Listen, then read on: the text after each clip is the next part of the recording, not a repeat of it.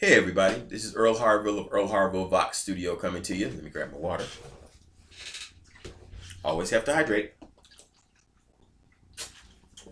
Today, I want to talk a little bit about laryngeal position, larynx position.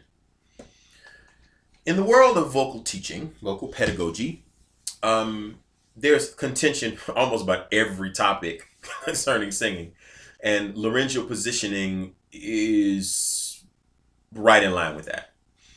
There are different schools of thought concerning the larynx. There's some thought that the larynx should always be low. Um, the problem with that is, it depending on the style of music you do, it's going to sound pretty ridiculous. It will not sound close enough to your speaking voice so that it would work in a pop setting.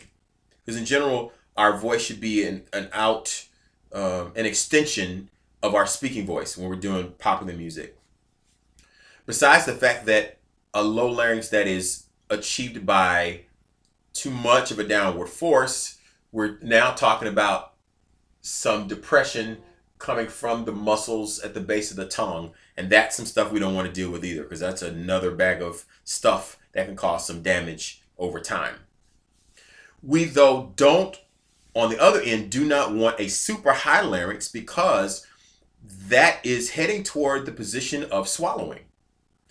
And a problem with a lot of us as singers is we, especially in our early part of our singing, maybe before we really good training, we had the tendency to pull the larynx upward to try to achieve a higher note, which is a quick fix, which leads to a lot of problems down the line. So we don't want a larynx that is raised extremely high, shortening your vocal tract too much and bringing the body towards swallowing.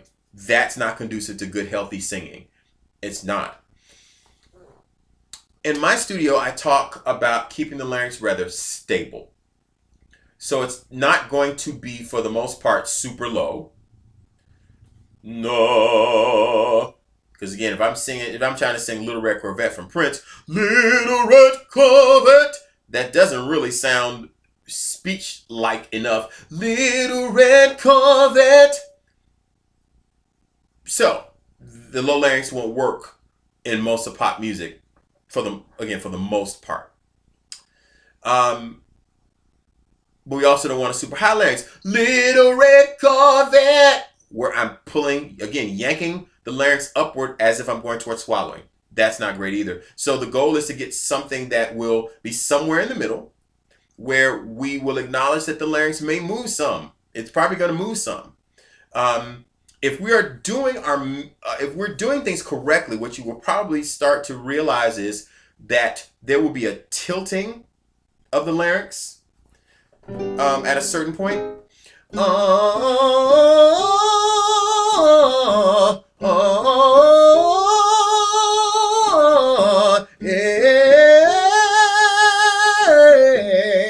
Now my larynx didn't stay completely still. It did move a bit, but it's what I believe is happening is there's more of a tilting as the vocal folds are lengthening and thinning.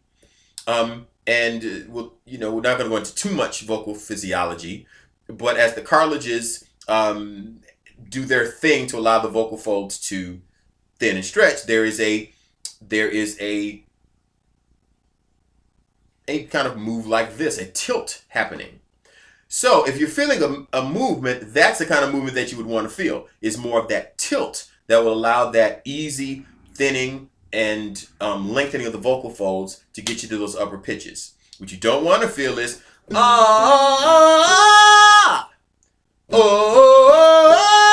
because basically I'm starting to shout there. My larynx is moving way high. My vocal tract is being shortened.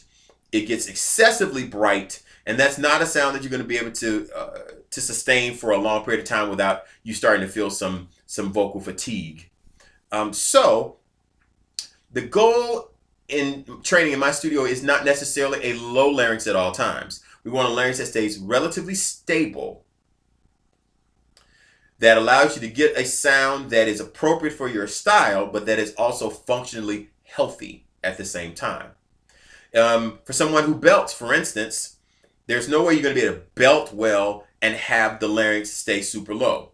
For instance, if I was going to try to sing an F, which is right near the top of my first bridge, and I want a belty sound, but my larynx is too low, oh, that's not a belt. Allows me more of a belty sound. And again, in my studio, if I'm talking about belt, there's really, it's more of a belt mix. But anywho, so my larynx has to move a little bit to allow me to be able to get that sound that will be belty sounding, but without it being pulled upward as if I'm going to swallow. So realize that more than likely your larynx will move somewhat. We want to keep the movement minimal and appropriate for the sound we make. We don't want, again, a pulled larynx up, but we don't want a depressed larynx either. We're looking for some balance, some stability that will help you get the sound you need for the style of music you do while keeping your voice super healthy. There we go. All right, so if you're looking for training, if you're looking to get some of your questions answered about vocal technique and vocal health and that kind of thing, you can always contact me at earlharvillevox@gmail.com. Vox, V-O-X, earlharvillevox@gmail.com. My website is earlharvillevox.com. And if you're interested in scheduling a free 15-minute vocal consultation with me, you can call me at 562-387-8025 and leave me a voicemail message. All right, so keep singing, y'all. Keep singing.